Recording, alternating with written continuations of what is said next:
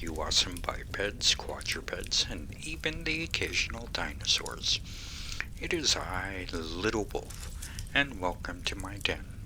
Go ahead and come on in, but please wipe your paws before entering, and go ahead and take a seat by the fire. The cauldron is bubbling, so you can have your choice of tea, coffee, or hot chocolate. And let's see here, for me here in America, more likely Alaska at the moment, it is now Friday. And I was kind of thinking maybe I'll try and switch over my Fireside Tales to kind of a Friday thing so we can have a Fireside Tales theme on a Friday. And it would kind of make more sense for that, I think. So let's go ahead and give that a try. And I know it helps a lot of people to hear these stories and to be able to take a break from reality for a bit and to take a breather, and that's what I love doing. But if you ever really do need help and you need to reach out to somebody to talk to, if you ever feel the need that you might hurt yourself or anything like that, always feel most welcome to hit me up in Discord in either my den or my Swordsmen group, and there are a bunch of people in there that will always take their time if they can to sit down and talk with you. It is so important that you reach out and you're able to talk to somebody about whatever is going on. But if you feel like you can't do that, you can always call the U.S. Suicide Hotline number, which is 1-800-273-8255. Once again, that's 1-800-273-8255. And if you feel like texting instead, you can text them at 741-741.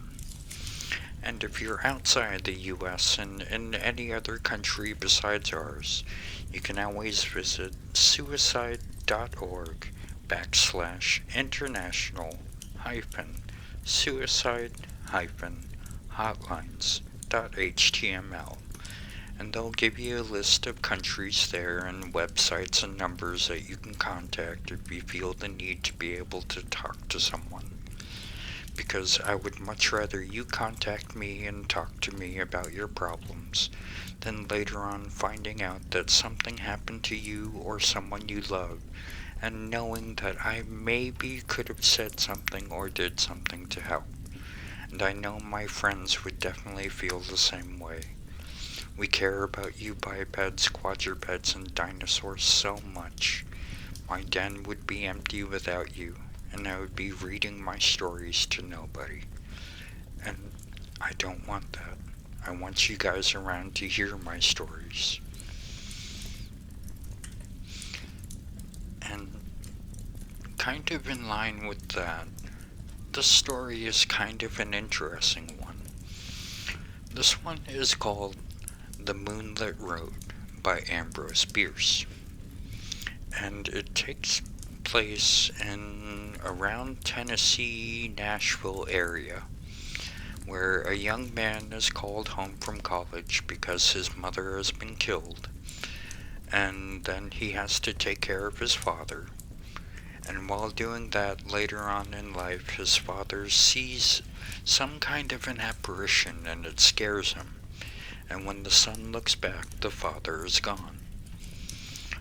And then it moves into another area where you get a story from what appears to be a homeless man who doesn't know who he is or where he came from, but he gives himself a name because he knows everybody needs a name or a number. And as he's going along, he has memories and dreams of killing a woman. And that woman turned out to be the son's mother in the first part of the story. And he already knows he's going to be on his deathbed soon, and so he writes down his story and his memories of what he knows so far.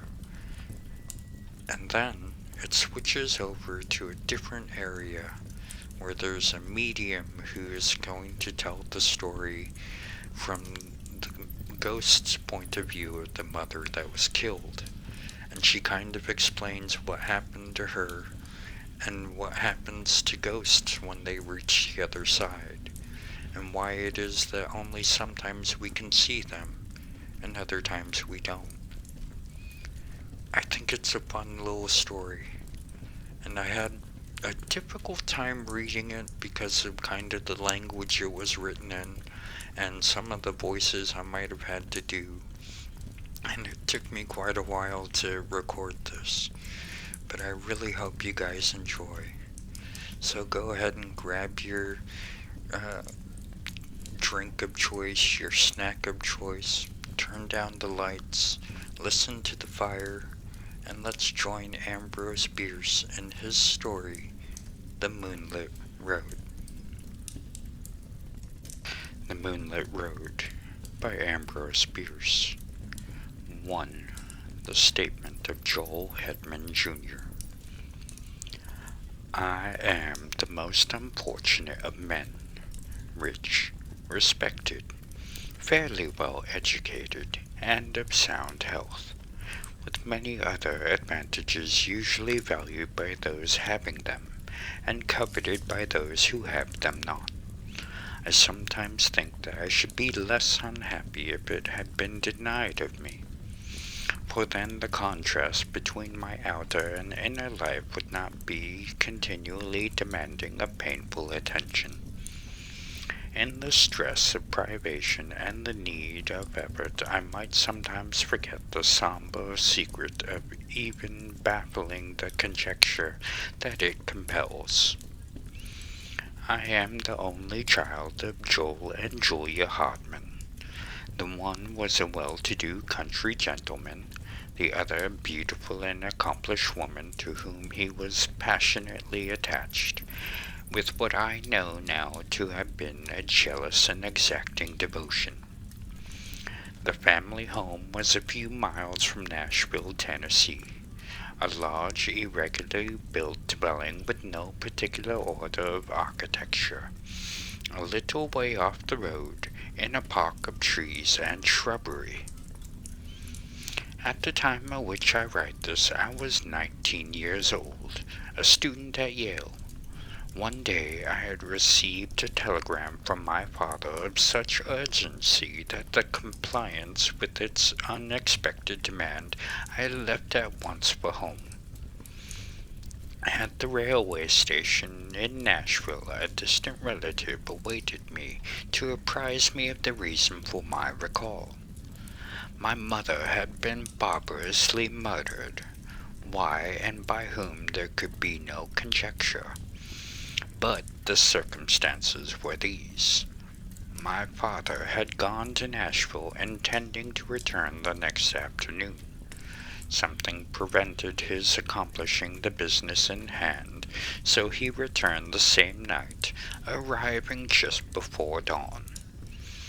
In his testimony before the coroner, he explained that having no latchkey, and not caring to disturb the sleeping servants, he had, with no clear defined intention, gone around to the rear of the house.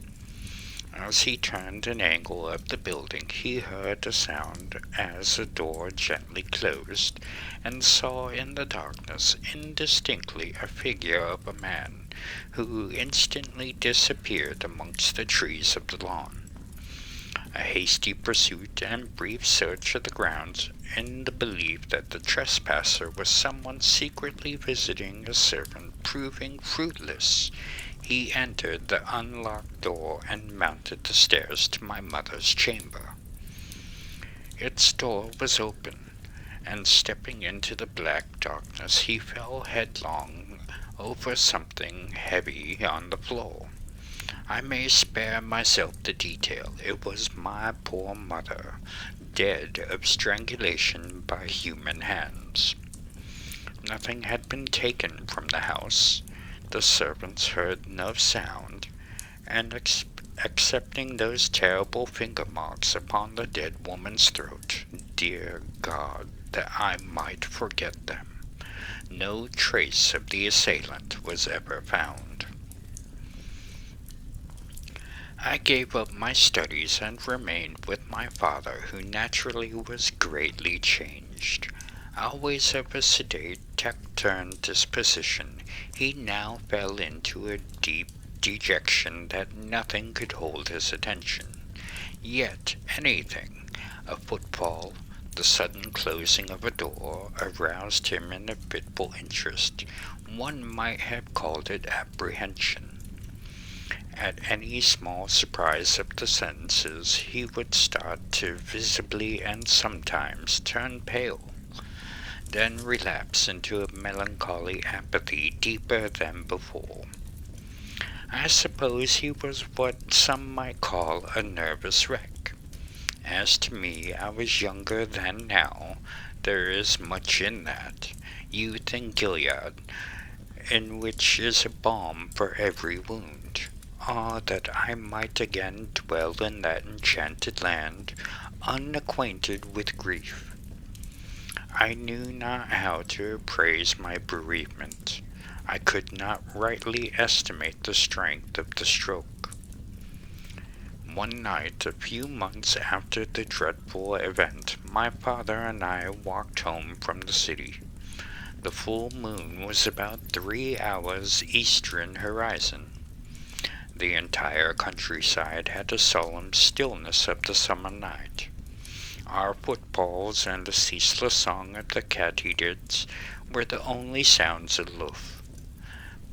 Black shadows of bordering trees lay athwart the road, which in short reaches between gleamed a ghostly white. As we approached our gate to our dwelling, whose was in front of a shadow, of which no light shone, my father suddenly stopped and clutched my arms, saying hardly above his breath, "God, God, what is that?"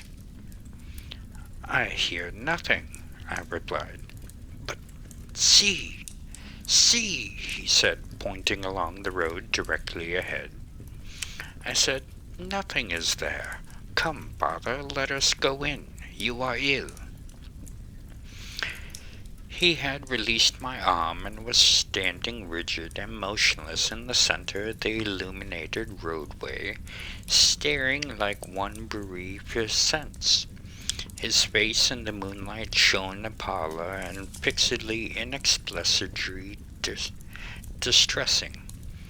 I pulled gently at his sleeve, but he had forgotten my existence. Presently he began to retire backwards, step by step, for an instant never removing his eyes from what he saw, or what he thought he saw. I turned half round to follow, but stood irresolute. I do not recall any feeling of fear, unless a sudden chill was its physical manifestation. It seemed as if an icy wind had touched my face and enfolded my body from head to foot. I could feel the stir in my hair. At that moment my attention was drawn to a light that was suddenly streamed by an upper window of the house. One of the servants, awoken by what mysterious premonition of evil who could say, and in obedience of impulse that she would never able to name, had lit a lamp. When I turned to look for my father, he was gone, and in all the years that had passed, no whisper of his fate has come across the borderland of conjecture from the realm of the unknown. 2. Statement of Caspar Creton. Today I am said to live. Tomorrow, here in this room, will lie a senseless shape of clay that was all too long was I. If anyone lift the cloth from the face of that unpleasant thing, it will be in gratification of a mere morbid curiosity. Some doubtless will go further and inquire, who was he? In this writing I supply the only answer I am able to make. Casper Graton. Surely that should be enough. The name has served my small need for more than 20 years of a life of unknown length. True, I gave it to myself, but lacking another, I had the right. In this world, one must have a name. It prevents confusion, even when it does not establish identity. Some, though, are known by numbers, which also seems inadequate distinctions. One day, for illustration, I was passing along the street of a city far from here, when I met two men in uniform, one of whom, half pausing and looking curiously into my face, said to his companion, "That man looks like 767. Something in that number seemed familiar and horrible. Moved by an uncontrollable impulse, I sprang into a side street and ran until I fell exhausted in a country lane. I have never forgotten that number, and it will always come to memory attached by gibbering obscenity, pearls of joyless laughter, the clang of iron doors. So I say a name, even if self-bestowed, is better than a number. In the register of the potter's field I shall have both. What wealth! Of him who shall find this paper I must beg a little consideration. It is not the history of my life. The knowledge to write that is denied me. This is only a record of broken and apparently unrelated memories. Some of them distinct and sequined as a brilliant bead upon a thread, others remote and strange, having the character of crimson dreams with inner spaces blank and black, witches' fires glowing still and red in the great desolation. Standing upon the shores of eternity, I turn and look landward over the course to which I came. There are 20 years of footprints fairly distinct, the impressions of bleeding feet. They lead through poverty and pain, devious and unsure as one staggering beneath a burden. Remote, unfriended, melancholy, slow. Ah, the poet's prophecy of me, how admirable indeed. Backward beyond the beginning of this Via Dolorosa, this epic of suffering with episodes of sin, I see nothing clearly. It comes out of a cloud. I know that it spans only 20 years, yet I am an old man.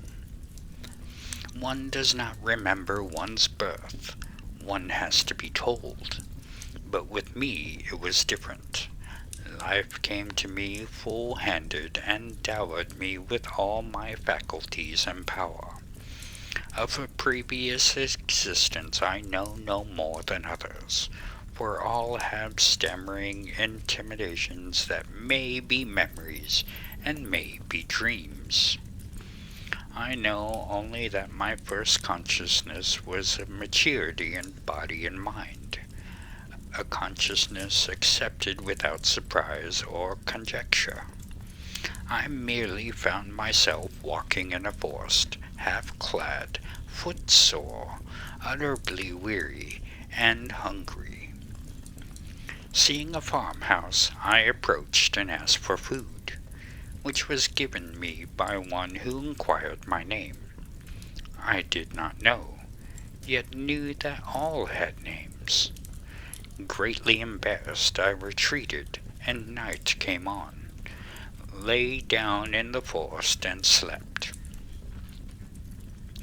The next day I entered a large town, which I shall not name. nor shall I recount further incidents of the life that is now to end. A life of wandering, always and everywhere, haunted by an unmastering sense of crime and punishment, of wrong, and of terror in punishment of crime. Let me see if I can reduce it to narrative. I seem once to have lived near a great city, a prosperous planter, married to a woman whom I loved and distrusted. We had at some time seems one child, youth of brilliant parts and promise. He is at all a vague figure, never clearly drawn, frequently altogether out of the picture. One luckless evening it occurred to me to test my wife's fidelity. In a vague, uncommonplace way familiar to every one who had acquaintance with the literature of fact and fiction, I went to the city, telling my wife I should be absent until the following afternoon. But I returned before daybreak, and went to the rear of the house, proposing to enter by a door of which I had secretly tampered that it would seem to lock, yet not actually fasten. As I approached it, I heard gently open and close, and saw a man steal away into the darkness. With murder in my heart, I sprang after him, but he had vanished without even the bad luck of identification. Sometimes now I cannot even presume myself that it was a human being. Crazed with jealousy and rage, blind and bestel with all the elemental positions of an insulted manhood, I entered the house and sprang up the stairs to the door of my wife's chamber. It was closed, but having tampered with its lock also, I easily entered, and despite the black darkness, soon stood by the side of her bed. My groping hands told me that, though disarranged, it was unoccupied. She is below, I thought, and terrified by my entrance has evaded me in the darkness of the hall. With the purpose of seeking her out, I turned and left the room, but took a wrong direction, or the right one. My foot struck her, cowering in the corner of the room. Instantly my hands were at her throat, stifling a shriek. My knees were upon her struggling body, and there in the darkness, without a word of accusation or reproach, I strangled her until she died. There ends the dream. I have related in past tense, but the present would be fitter form, for again and again the somber tragedy reenacts itself in my consciousness. Over and over I lay the plan. I suffer the confirmation. I redress the wrong. Then all is blank, and afterward the rain beats against the grimy window panes, or the snow falls upon my scant attire. The wheels rattle in the squalid streets where my life lies in poverty and means employment. If there's ever any sunshine, I do not recall it. If the birds ever sing, I do not hear it. There is another dream, another vision of the night. I stand amongst the shadows in a moonlit road. I am aware of another presence, but whose I cannot rightly determine. In the shadow of the great dwelling I catch a glimpse of white garments. Then the figure of a woman confronts me in the road. My murdered wife. There's death in the face. There are marks upon the throat. The eyes are fixed on mine with an infinite gravity which is not reproach, nor hate, nor menace, nor anything less terrible than recognition. Before this terrible apparition, I retreat in terror, a terror that is upon me as I write. I can no longer rightly shape the words. See, they. Now I am calm, but truly there is no more to tell. The incident ends where it begins, in darkness and in doubt. Yes, I am in control of myself, the captain of my soul. But this is not respite. It is another stage and phase of expiation. My penance, consent in degree, is mutable in kind. One of its variants is tranquility. After all, it is only a life sentence to hell for life. This is the foolish penalty. The corrupt chooses the duration of his punishment. Today, my term expires. To each and all, the peace, that which was not mine. 3. The statement of the late Julia Hetman through the medium Bayrolles. I had retired early and fallen almost immediately into a peaceful sleep, from which I awoke with an indefinable sense of peril, which is, I think, a common experience in that other early life. Of its unmeaning character, too, I was entirely persuaded, yet that did not banish it. My husband, Joel Hedman, was away from home.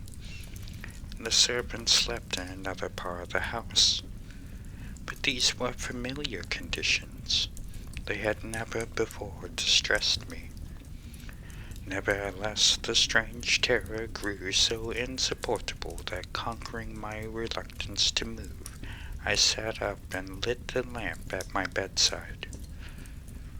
Contrary to my expectations, this gave me no relief. The light seemed rather an added danger, for I reflected it would shine under the door, disclosing my presence to whatever evil thing might lurk outside. You that are still in the flesh, subject to the horrors of the imagination, think what a monstrous fear that must be which seeks in darkness security from the malevolent existences of the night. That is, to spring to close quarters with an unseen enemy, the strategy of despair. Extinguishing the lamp, I pulled the bedclothing about my head, and lay trembling and silent, unable to shriek, forgetful to pray. In this pitiable state I must have lain for what you would call hours. With us, there are no hours. There is no time. At last it came, a soft, irregular sound of footfalls on the stairs. They were slow, hesitant, uncertain, as if something that did not see its way. To my disordered reason, all the more terrifying for that, as the approach of some blind and mindless malevolence to which is no appeal. I even thought that I must have left the hall lamp burning, and the groping of this creature proved it a monster of the night. This was foolish and inconsistent with my previous dread of the light. But what would you have? Fear has no brains. It is an idiot. The dismal witness that it bears and the cowardly counsel that it whispers are unrelated.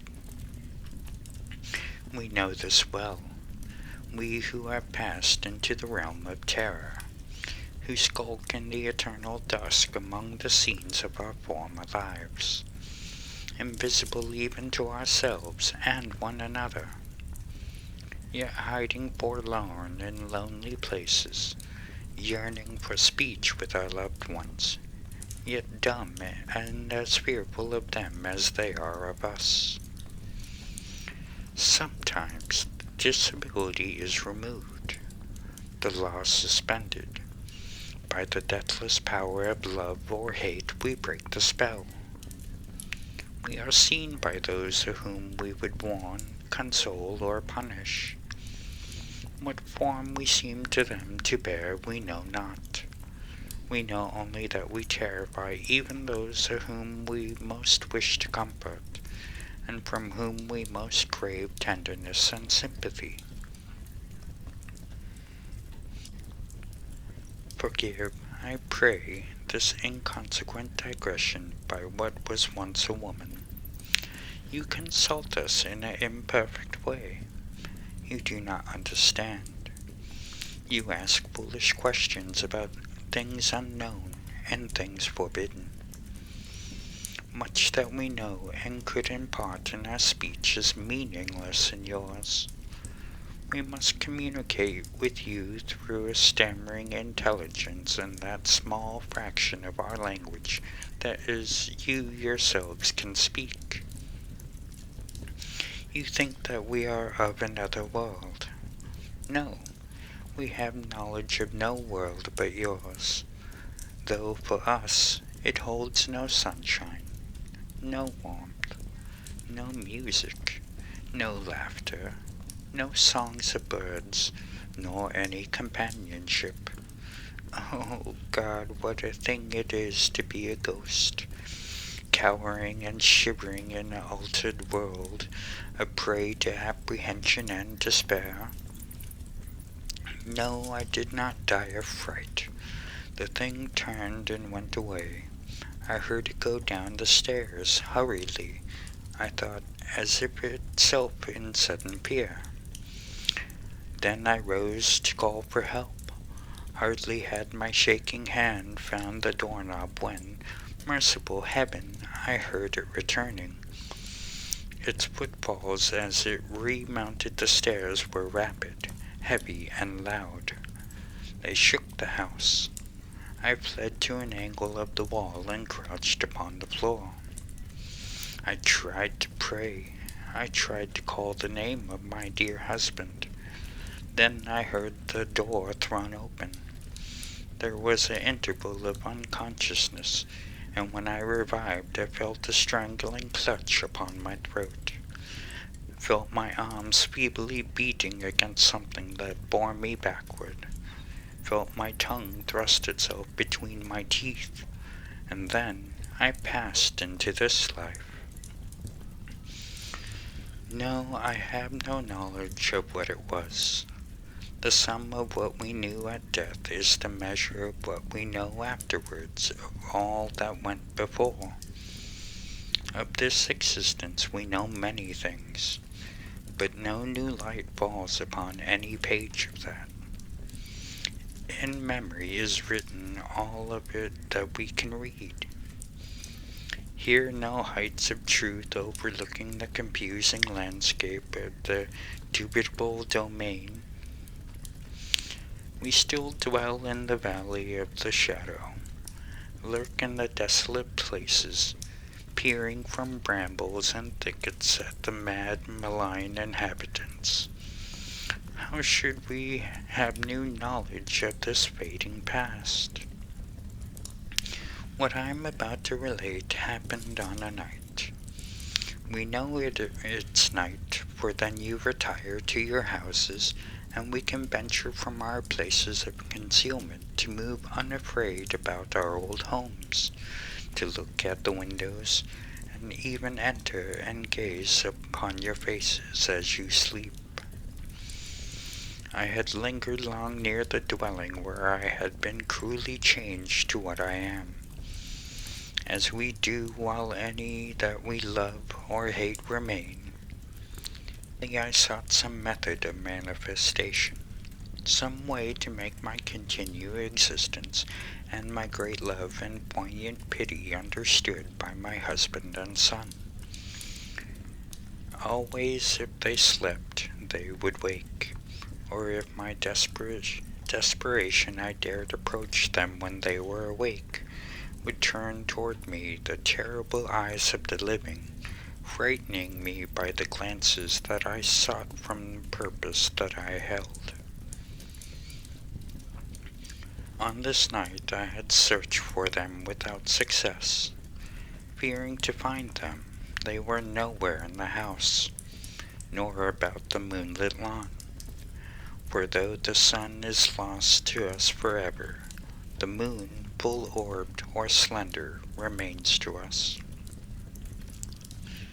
Sometimes it shines by night, sometimes by day, but always it rises and sets as in the other life.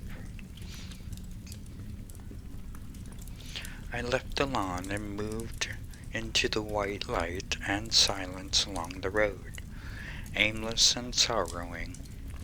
Suddenly I heard the voice of my poor husband in exclamations of astonishment. With that my son in resurrection and dissension, and there by the shadows of a group of trees they stood, near, so near. Their faces were towards me, the eyes of the elderly man fixed upon mine. He saw me! At last he saw me! In the consciousness of that, my fear fled as a cruel dream. The death spell was broken. Love had conquered law. Mad with exultation, I shouted. I must have shouted, "He sees! He sees! He will understand!" Then, controlling myself, I moved forward, smiling, unconsciously beautiful, to offer myself into his arms, to comfort him with endearments, and with my son's hand in mine, to speak words that should restore the broken bonds between the living and the dead. Alas, alas, his face went white with fear. His eyes were those of a hunted animal. He backed away from me as I advanced, and at last turned and fled into the woods, whither it was not given to me to know. To my poor boy, left undoubtedly desolate, I have never been able to impart any sense of my presence. Soon, he too must pass into this life, invisible and lost to me forever. Well, I hope you guys did enjoy that quick little break and a glimpse into what it might be like to be on the other side as a spirit. Whether you believe in spirits or not, or if you're like JL and you do believe that we're a form of energy that will continue on even once we're dead. Because energy can't be, energy cannot be created or destroyed, or new energy, something like that. But if you want to know more about that, poke a little bit at JL and ask him what those mean. But I really hope you did enjoy this quick little tale of looking into a son coming back home from college to find his mother murdered. His dad goes crazy, loses his mind, but still remembers different things that happened just before he dies. And then looking at the ghost's point of view after what happened to her. I think it is a fun story to me because I would like to think that there is an afterlife and that there would be a way to contact those that we love and care for after we leave, so that they know that we're still around and watching them. It makes me feel a little bit better thinking that, and I hope it's the right thing to believe in, because I really would hate to leave those I love behind and not be able to let them know that I'm still there. But I really do hope that you enjoyed this story, and you were able to take a break from reality for just a little bit, and to take a breather, and to relax by the fire, and listen to a story. It's definitely fun for me to do, It can be a pain sometimes to be able to read these stories, but once I get them recorded and everything like that, I do feel better once I get it done. And there's still some other stories that I do want to read that definitely give me a hard time, but those are going to be for another day and other seasons. And if you did enjoy this, please share this with your friends and loved ones who you think would need a quick little break from life, especially now that we're in the grips of another variant that's floating around out there, and whether you believe in it or not, mask up, get your shots, social distance, so we can protect those who can't get the vaccine. Anybody who is not able to do that, they need our help more than ever to be able to not get sick from this. And we want all of you around. I want you guys to return to my den, to listen to my stories, to watch my cartoons, and whatever else pops into my mind. And soon, I'm hoping to have another video with my friend King Crew, and I do have some other fun little ideas burning on in the background. So let's wait and see what happens. But until then, give my video a thumbs up if you liked it, leave a comment on what you thought of it, and share it with your friends and family who you think would enjoy it and need a good time. That's what I like to do. I like to help out as much as I can to give people a quick break from life, because we all need that once in a while. And we all live on one planet, so let's at least try and be civil. So until next time, I love all of you bipeds, quadrupeds, and even the occasional dinosaurs so much.